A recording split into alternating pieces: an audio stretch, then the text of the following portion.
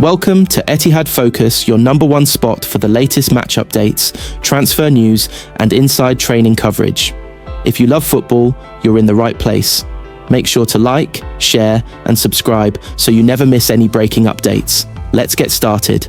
Gary Neville slams worst decision ever as Pep Guardiola backed over Man City VAR fume. Gary Neville has backed Pep Guardiola after the Man City boss aired his frustration over Antoine Semenyo's disallowed goal against Newcastle United.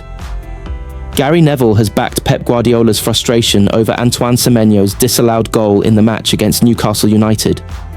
The recent Man City recruit had already netted one and believed he doubled his score just minutes later.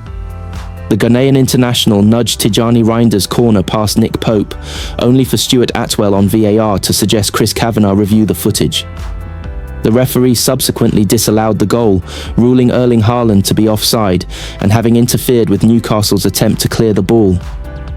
Despite his team leading 2-0 into the second leg, thanks to Rayan Cherki's later goal, Guardiola was visibly irate at the final whistle. On the overlap, Stick to Football podcast, Neville said, "I thought it was the worst decision I have ever seen. I think Pep was absolutely spot on. I couldn't believe what I was watching. Haaland was never getting near that goalkeeper." Ex-United midfielder Roy Keane pondered if Haaland could have been more strategic with his positioning, but criticised VAR for its lengthy decision-making process. Neville added, "The keeper was nowhere near Haaland. The defender would never have stopped that." It was one of those with VAR that winds everyone up because it's the tiniest little thing, former Liverpool defender Jamie Carragher chimed in. Neville said, "Newcastle aren't quite getting results, but every time I watch them, I like them. I like watching Newcastle play. I think they play the right way." Post-match, Guardiola expressed his frustration and said, "I will say it now. I would like to know why VAR in 60 minutes in the Premier League game at Newcastle when we lost 2-1, it was 0-0 and it was an insane penalty on Shah for Phil Foden and not even a consideration.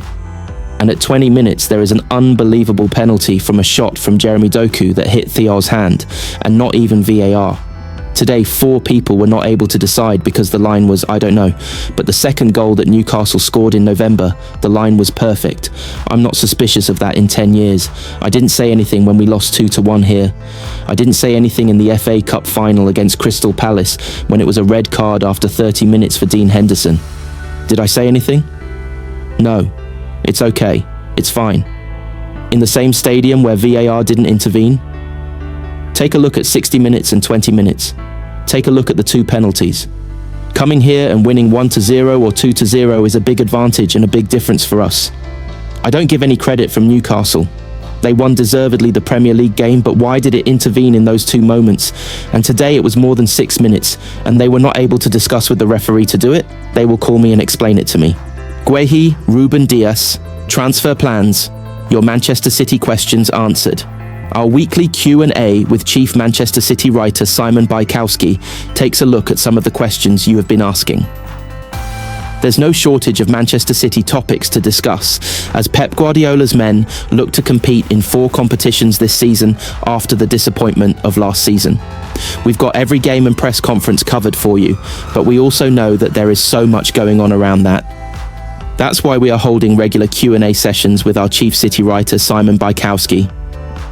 The day of the week it comes out on may change depending on what City's schedule looks like, but essentially, this is your chance to get an answer on anything you want. Simply pop your question here at any time of the week, and Simon will pick them all up, wrap everything up in one place. This week, there's still talk of Marc Guehi and the January transfer window, but also a look further ahead and some non-transfer questions after a good week for the Blues that has seen them compensate for losing Ruben Dias and Josko Gvardiol to significant injuries.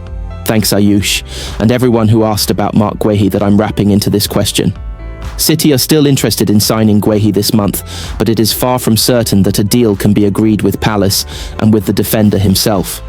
Liverpool nearly completed a move last summer and are looking again for the end of the season, when it was expected Guehi would move before City's injury issues saw them step up their interest. City being City, they are looking at other defenders too.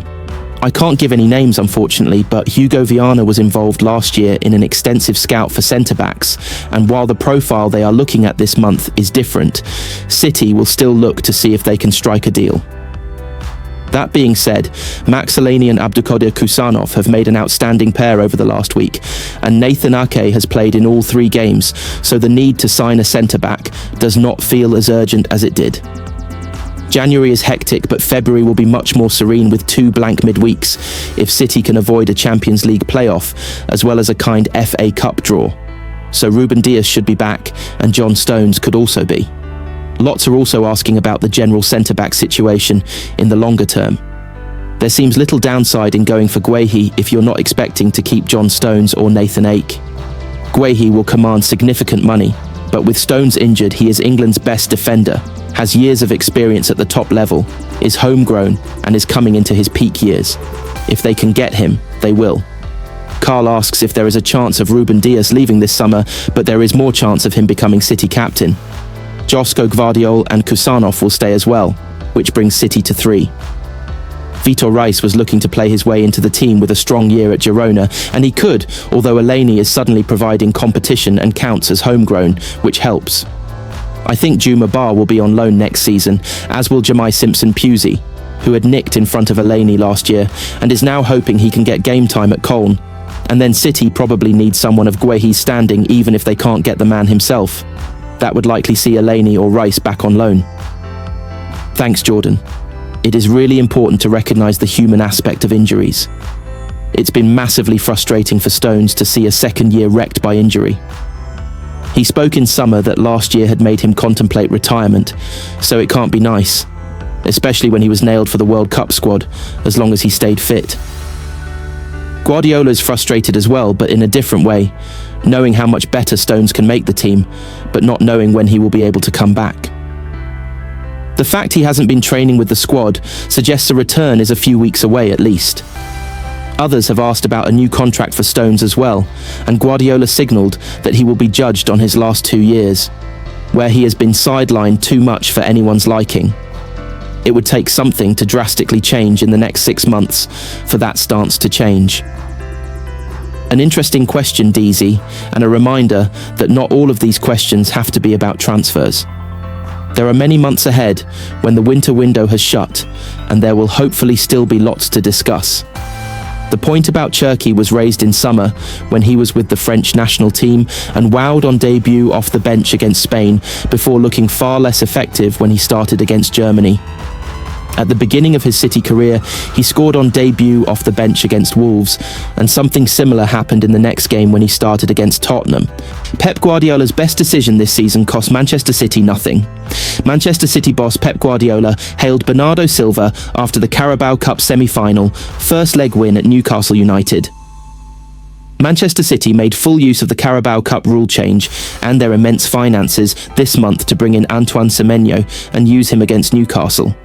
The £62.5 million signing now has 2 goals, it should have been 3, and an assist from his first 2 games for his new club, and has lifted them back into a space where they believe they can compete for everything this season. You can understand why Newcastle and their fans would be frustrated with Semenyo stepping into a City team that was short on players. They, and others, would love to be able to spend that kind of money to improve their squad when they ran into problems. Add in the fact that summer signing Ryan Cherki added the 2nd goal, and despite the fact that the Frenchman cost a third of Florian Wirtz and £25 million less than what Newcastle paid for Anthony Elanga, and you can certainly see why the usual suspects would create a narrative around Pep Guardiola spending. Obviously he doesn't need to coach if he can spend his way out of his problems every time. Such idiotic framing obviously ignores Nico O'Reilly playing defensive midfield for basically the first time in 18 months, or a pair of centre-backs aged 20 and 21 respectively keeping a clean sheet in one of the toughest stadiums in the country. Semenyo and Cherki were good, but they weren't keeping Yoane Wissa and Nick Woltermaid at bay when the Newcastle onslaught came. It also ignores one of the biggest changes this season that has come without needing a penny to be spent, making Bernardo Silva captain. Guardiola ditched the rules he had followed in all of his career to intervene and